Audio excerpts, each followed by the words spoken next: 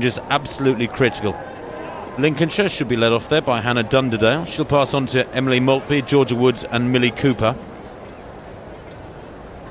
Kent go in lane 3. Georgina Middleton will lead off for them in that light blue strip. Dina Asher-Smith, Sophia Eyre and Rhiannon Jones will take over on the next 3 legs. Norfolk in lane 4. That's Emma Tilbrook on the first leg. Laura McDonald will be on second. Then Victoria Mitchell and Cleo Stevenson. I wonder how much practice these squads have had. Very little, I suspect. Kate Vasilev, who we saw earlier, is the lead-off athlete. Kiara Flannery, Lauren Powell and Grace Ailes make up their squad. Lane 6 is the London team. Frances Reid leads off. She'll pass on to Daryl Nita, Selena Swaby-Constantine and Stephanie Steele-Boyce. Greater Manchester go in lane 7. There they are, Beth Bolton, Heidi Hopwood, Faye Horrocks and Sidonie Brough making up their quartet. And Lancashire then on the outside in that light blue strip. Maxine Maydew, Cassidy Knight, Abby Unsworth and Sophie Riley in the Lancashire squad. But as I was saying, relay squad work is hard to pull together at senior level when athletes have got individual objective, individual ambitions. Never mind about made-up squad of youngsters from all over the county who certainly are anything but professional. Funding, of course, almost non-existent at this level in terms of money to help get them together for practice sessions. So the chances are the majority of these squads have hardly done anything together before. It'll be very interesting to see whether it's organised chaos, complete chaos, or indeed something a little bit more positive than that. Perhaps we'll see some very good changeovers, who knows. Basic rules of the handovers are very straightforward and very simple, but it's one of the most difficult activities in the athletics portfolio because of the speed the athletes are moving at.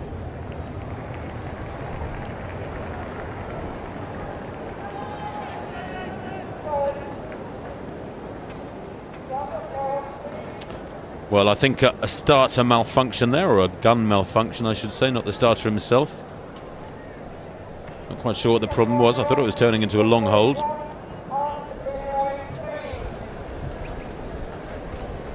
The officials, of course, putting in a long couple of days of work at these championships, do need an enormous pat on the back for their efforts. It is, as we've said before to this afternoon, I think, a military operation almost, getting these hundreds, if not thousands of athletes organised. I think 1,850 athletes was the figure I read yesterday, taking part in these championships. The athlete for Hertfordshire in lane 1, incidentally, false started there and has been shown the yellow card. Rare event in a relay. It is indeed, yes. So once again, in Hertfordshire in 1, Lincolnshire in 2, Kent in 3, Norfolk in 4, West Yorkshire in 5, London in 6, Greater Manchester 7, Lancashire in lane 8. None of the athletes using starting blocks for these lead-off runs. In fact, I look across in lane 5 there, West Yorkshire. Kate Vasilev did have starting blocks and she's gone off very well indeed. She's made up the ground on the athlete outside of Frances Reid from London. And as they go into the back straight, the first changeovers, you've got to be safe rather than of fantastic quality. Just get the baton from hand to hand. And leading at the moment, surely it's West Yorkshire in lane 5, and those blue bottoms on this second leg is Kiara Flannery. She'll pass over to Lauren Powell. That's a good changeover from West Yorkshire. They've got a big lead now, although going well inside them. Is that the team inside them? Yes, it is. Norfolk, I think that is, on the third leg for them. Victoria Mitchell. In fact, in lane 3 it is, Sophie Eyre for Kent. Kent leading, and it's Kent into the home straight who lead, chasing them down or trying to get there are West Yorkshire with Grace Ailes on this leg for them. And Grace Ailes is going to get there. What a run it is from the Yorkshire athlete. And indeed inside her is Norfolk coming through for second place. Kent there having to hang on for the bronze medal, having taken over with a good lead on the final changeover. But it's a win for West Yorkshire. Norfolk second, Kent in third place. We'll have to wait and see if the officials approve of all the changeovers. Of course, the baton has to be transferred from athlete to athlete within markers on the track.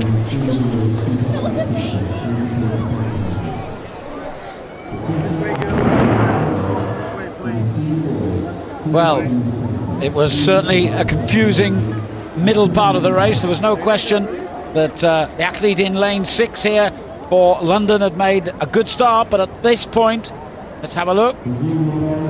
Remember, there are judges stationed at the appropriate points around the track to make sure that the baton changes hands within the prescribed zone. Haven't seen any red flags go up yet, so I'm assuming that the judges were happy with everything they saw. Not much in it at this stage either, with lane 3 Kent looking good.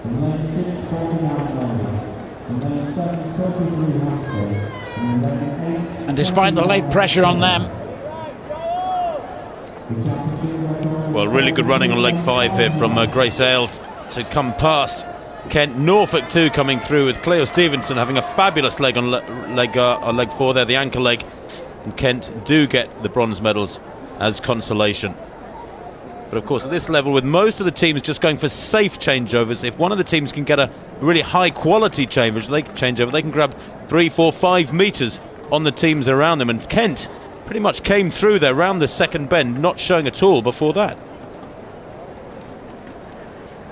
Well, let's hope there aren't any disqualifications, as you say, Alan. But there are officials at each of the changeover points who watch very carefully. Well, a chance to catch up now and look at a recap of the long jump.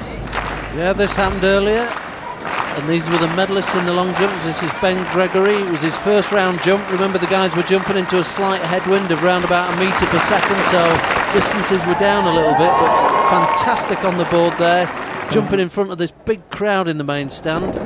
Ben's jump in the first round was 6 metres 94, good enough for the bronze medal. Very close to his personal best. There you see 6.94 into a -1 metre per second wind, so not ideal conditions for the jumpers out there. And this was a great competitive performance from Daniel Bramble, a guy from Middlesex. This came in the last round, had just been pushed out of the medals, so this was his last attempt. And again, he had a personal best coming into the competition of 7 metres 13, so certainly well capable of 7 metres. This one just falling short though. Last effort 6.97, but good enough for the silver medal, and I'm sure he'll be pleased with that. It's reasonable technique. Again, jumping into a slight headwind, so not a bad jump considering.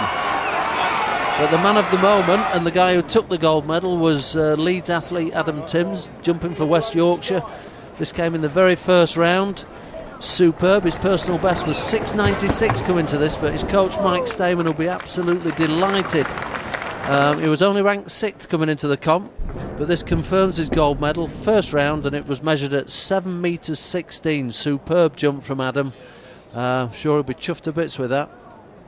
Superb. Didn't improve on it throughout the competition, but didn't need to, and that was the only jump over 7 for the whole competition. Superb performance there from Adam Timms from West Yorkshire.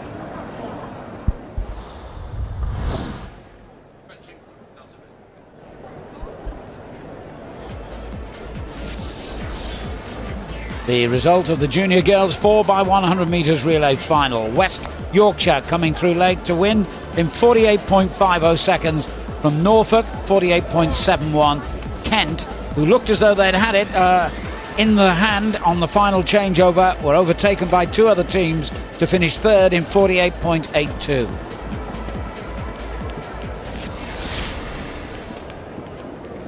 Now we move on to the junior boys sprint relay, and here's the lineup. Cambridgeshire in 1, Avon go in lane 2, Surrey in lane 3, Greater Manchester lane 4, West Midlands in 5, London with a strong team in lane 6, Hampshire lane 7, Devon in lane 8. Surrey hold the championship record for this, by the way, 43.51 seconds, set 4 years ago. Now we have to stress we've been given by the team managers the lineup of athletes. If they've changed it around, we apologise to those concerned. But certainly David October was supposed to be leading off for Cambridgeshire. Avon were being led off by Alex Taylor. Surrey by Jacob Paul.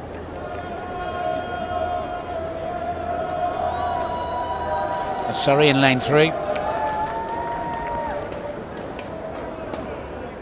In lane 4, Will Valentine for Greater Manchester. In lane 5, West Midlands have got a very strong quartet.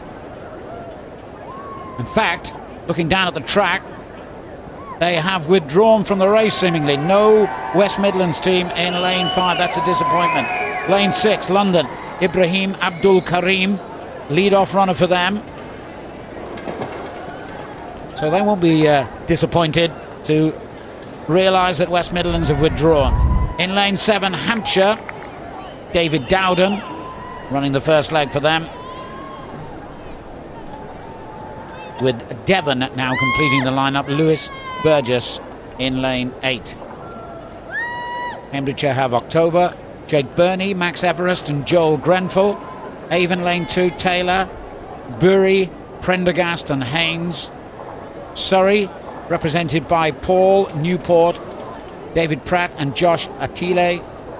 Greater Manchester by Valentine, Roughneen, David Heald and Clovis Assong. West Midlands have withdrawn, remember. London by Abdul Karim, Hanson, Daly and Finn Nightingale, their anchorman. Hampshire by Dowden, Declan Leach, Nick Percy and Ryan Tanswell. And Devon by Burgess, Paul Wilkinson, Daniel Kelland and Luke Astet. 32 athletes on the track.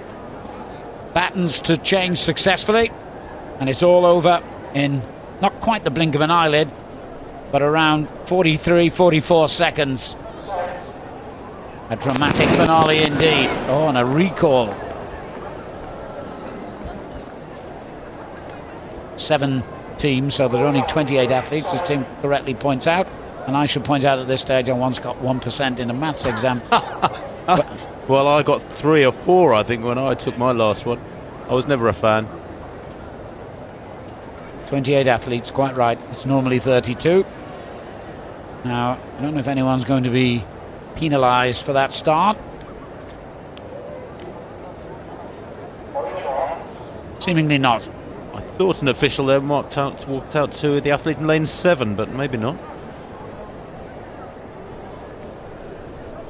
So London, I would imagine, as Tim has quite rightly said, these are teams that are sometimes not hastily put together, but certainly don't have much opportunity for practice, so it's always very difficult to predict. But certainly London have a strong reputation in this event, and they have a strong quartet out there as well. They've got no one running on the inside to push them on. Hampshire and Devon on their outside. London looking strong in lane 6. And I would have said at the moment London are in the lead, and they've certainly picked up a lot of ground on that changeover. And if that one is successful, which it was just about, although a little hesitant I have to say, London is still looking good for victory here. Can they make it now smoothly for the final leg and charge on for a win? It's London in the lead. They're being pushed all the way by the runners in lane 3 of Surrey, but London should come through to take victory, and they do, in a time of 44.51. There was a red flag, I think, for the Cambridgeshire team in lane 1. One of their athletes must have exchanged the baton. We need to confirm that, but we think possibly they will have been disqualified. Well, I'll tell you what, you've got the full spectrum of changeover quality there, didn't you? 1-2 athletes receiving the baton from the incoming runner, and they were standing still as the runner came out into them flat out. Other athletes going out a little bit too early and having to slow down, otherwise they end up running out of the box where the changeover has to take place. But there they go, these 7 teams. Now London, of course, in lane 6 in the black strip. Now watch this, the athlete there, bang, I think that was the Greater Manchester athlete in lane 4, Callum Roughneen, if that's he, almost standing still as he received the baton, but at least it was safe. London third from left, out in lane 6. Again, that athlete on the third leg going off a little bit early, Anton Daly. It was changed over inside the box. You can see those yellow marks on the track there. They have a box, a start of that box and a finishing line of the box, and they have to get the baton transferred within that, otherwise it results in disqualification. And again here, the London athlete goes off a little bit too early. The incoming athlete screams at him, slow down, let's make it safe. Gets the baton there, then he crosses the yellow line and he's safe and away. Good running from Surrey. They took the silver medals from lane 3 there with that yellow strip. But the final leg runner for London here, Finn Nightingale, carrying it home safely, and they take gold. Surrey second, and in third place there between them, Greater Manchester. there's a possibility that that red flag that we saw early on could have been for the first changeover for the London team. We'll need to check that obviously with the judges. If it was, then they are in danger of being disqualified. We'll have to wait and see on that. Okay, we're just recapping on the javelin result, the senior boys javelin that happened earlier on this afternoon. This is Paul Alsop from North Yorkshire. He took the bronze medal with this throw. New lifetime best for him, first time over 65 metres. You see that javelin winging its way out. The line you can see in the field is at 70, and that one landed at 65 metres 28, so improved on his personal best that was 64.67. So superb performance from Paul. Can't ask for more than doing a personal best on the biggest competition of the year, so let's hope he can push towards that 70 metre line. Superb performance, javelin straight down the middle of the field. And there you go, superb series of throws, guaranteed him the bronze medal. And this was the silver medalist. This is Ashley Bryant from Surrey, superb decathlete. But probably the strongest event within his decathlon is his javelin, which is unusual for decathletes, but that's superb technique. Smashes the javelin up into the air. You can see it vibrating, so he could get close to that 70 metre line, I think, with a perfect throw. And this throw came in the second round, and it was measured at 65 metres 83. So again, a really good technique for a decathlete, a guy who does 10 events. So to be as proficient at the javelin as that one, it's certainly very good. It's not one he has to worry about. That is world-class javelin throwing for a decathlete. 65 metres 83. And I think we're going to see the gold medalist. This is him, Matthew Hunt, a guy that's coming to Leeds Met University to train with me and James Campbell in September. Do a little bit of work with Matthew now, and he's getting a technique that hopefully is going to get him close to a medal in Europe. Not quite as smooth as we'd like to see it, but that javelin getting very, very close to the 70 metre line. All his throws would have won the gold medal, and that one was measured at 68 metres 78, and it came in the fifth round. So he also had throws of 68.02, 67.41, 67.67, 67.80 and 66.04. So a very good series of throws, but I'm sure he'll be a little bit disappointed that he didn't break that 70 metre line. But good luck to him out in Serbia in the next week and a half. Let's hope he can bring back a medal.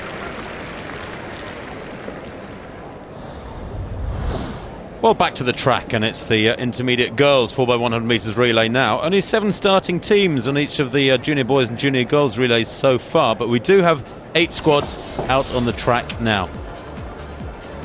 Confirmation of that win for the junior boys from London in the 4x100 metres relay. 44.49, Surrey in second place, Greater Manchester in third.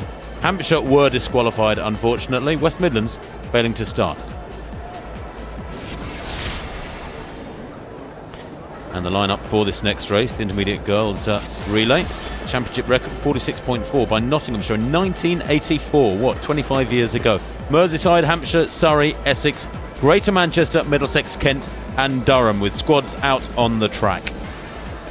And as we've seen, those changeovers can make an enormous difference, particularly where you've got some squads which are, well, to be perfectly honest, perhaps a little bit ropey, a little bit short of practice. And if you can get a squad that's had a couple of sessions, gone through the drills, it could make a big difference.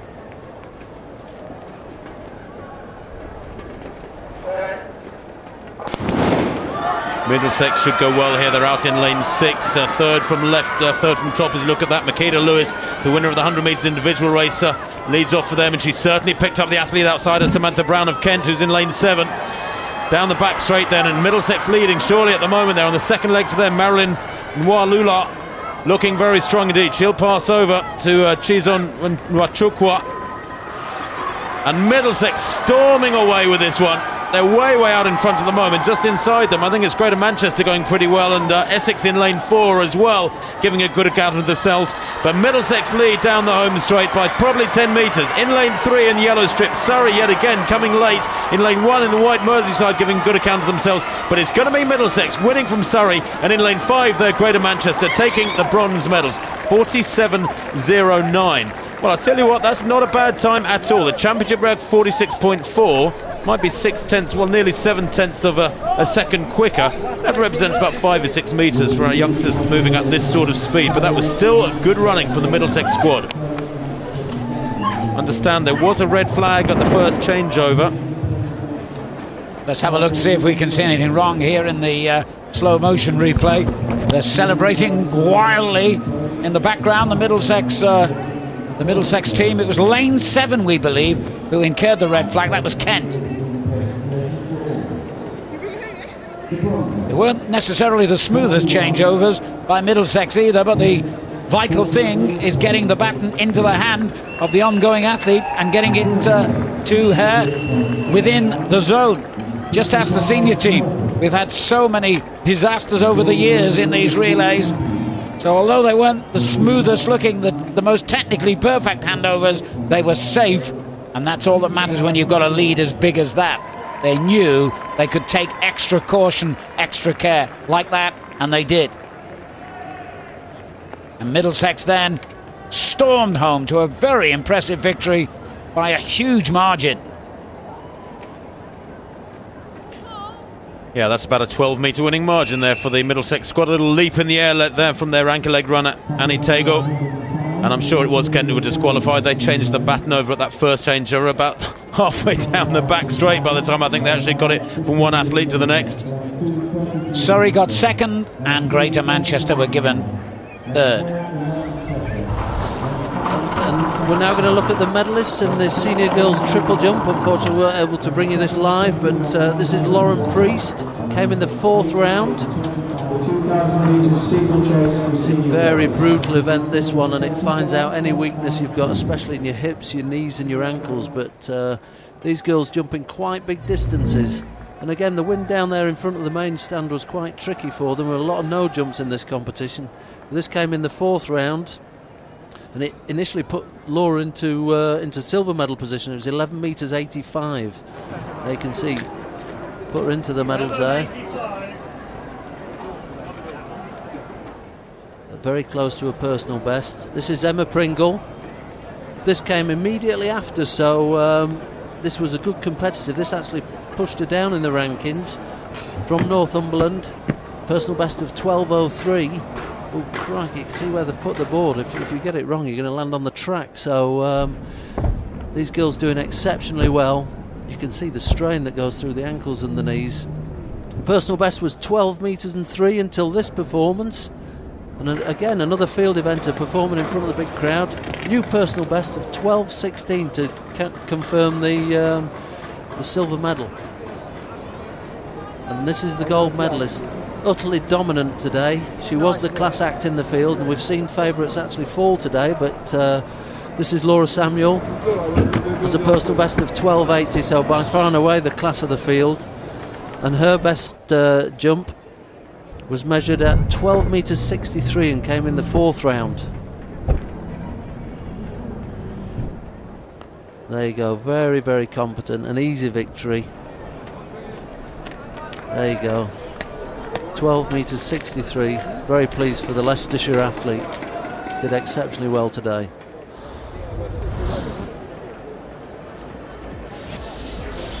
Confirming the result of the intermediate girls 4x100 metres relay. Middlesex, the winners of the final in 47.08 from Surrey, 48.15. Greater Manchester third, 48.41. The relays continue with the intermediate boys final now. Middlesex go in lane 1, Hampshire in 2. Strong London quartet again here in lane 3. Cheshire lane 4. Essex in lane 5. They too have got a very good foursome out there. West Midlands will be strong too in lane 6. Merseyside in lane 7. Hereford and Worcestershire lane 8. West Midlands hold the championship record, 41.92, set 11 years ago. On the inside, Middlesex have Rhys Noonan, Jordan Arthur, Godwin Gayabor and Jerome Musa Lewal. Hampshire, Kino Margay, Will Couch, Steve Carter, Adam Harwood. We won't have time to go through them all, but keep an eye in particular on London in lane 3 with Tunde Juden, Shane Martin, Dami Oladirin and David Bolarimba, a very impressive individual winner earlier in the meet. London in the all-black outfit in lane 3, maroon of Essex out in lane 5, and also the West Midlands all in red. Could be a close one, this. Not a great deal between them early on, with, if anything, West Midlands looking in a good position in lane 6 in their all-red strip. West Midlands may just have the lead here. London have got a bit of work to do to catch up with them. It's close between those two, I would say, at this stage. Essex in the middle, also well placed but not really showing yet. On the inside, it's London in lane 3.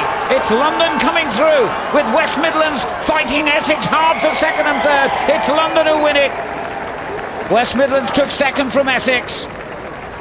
Again, though, there were red flags at various changeovers, so we'll have to await confirmation of that result. The winning time was 42.28. Another victory, and another impressive victory for the London team. Well, they were made to work for it, weren't they, by the two teams outside them, Essex and West Midlands. Let's look at it again. Lead-off man for London there, Tunde Judon, just making up a bit of ground on Cheshire outside him. This is the first changeover. Now watch the that's the Essex squad there in that yellow hoop across the purple vest. Down the back straight, certainly West Midlands were going very well up lane 6 there, second to left as you look at that picture now, the small figure of Nick Price. Just get the baton over in time there to the West Midlands, but it wasn't a great changeover, and Essex in fact making up quite a lot of ground on there. At this stage around the top of the bend, I thought Essex in the purple might take this, but London are 2 lanes inside Essex, and the stagger unwinds and you get a huge differential developing in the way the picture appears. And London, now do London get the baton across in time? Yes they do. Very, very tight there. London, I think, just getting the baton across in time. Might be a question mark on that, wait and see. But they do take it, and on the outside here, in the red, it is the West Midlands who just snatched second away from Essex. Those 3 teams well clear.